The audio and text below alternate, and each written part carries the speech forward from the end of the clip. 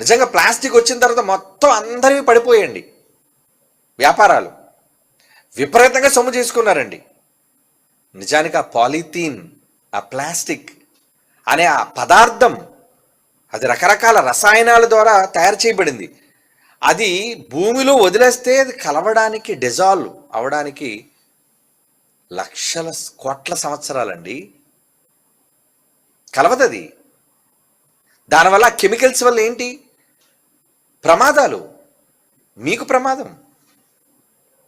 చాలాసార్లు మీకు చెప్పాను కదా, మీరు దయచేసి ప్లాస్టిక్ కప్పులు తాకండి బయటికి వెళితే. ఎందుకంటే అందరిలా మీరు కూడా ఎక్కడో రైల్వే స్టేషన్కి వెళ్ళినప్పుడు, లేదంటే ఏదైనా హోటల్కి వెళ్ళినప్పుడు, రెస్టారెంట్కి వెళ్ళినప్పుడు ఏమండి వాళ్ళు తీసుకొచ్చేదో ఈజీగా ఉంటుందని చెప్పి ఏమండి చక్కగా అందంగా ఉంటుందని స్టార్ బక్స్ అంటారు కదా, అది అయితే ఇంచుమించు కాఫీ 500 రూపాయలండి. స్టార్ బక్స్ అని ఈ మధ్యన విశాఖపట్నంలో కూడా పెట్టారు, ప్రపంచంలోనే చాలా ఖరీదైన కాఫీ.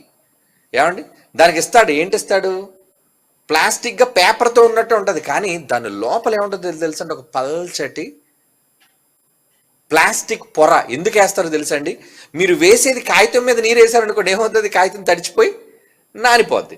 కానీ కదా నానకుండా ఉండాలని, బయట గట్టిగా ఉండాలని ఏం చేస్తారంటే దాంట్లో లోపల ఒక పొర వేస్తారు, ఆ పొరే ప్లాస్టిక్ పొర. పోనీ ఉంటే ఉన్నామండి, మాకేంటి ఇబ్బంది అనుకుంటారా, వేడి పదార్థాలు అందులో వేయటం వల్ల ఆ ప్లాస్టిక్ పొర వేడి నీటితో మిశ్రమంగా కలిసిపోతుంది. అది మీరేం చేస్తారు, తాగేస్తారు. భలే ఉందండి కాఫీ, 500 రూపాయలండి స్టార్ బక్స్లో కాఫీ.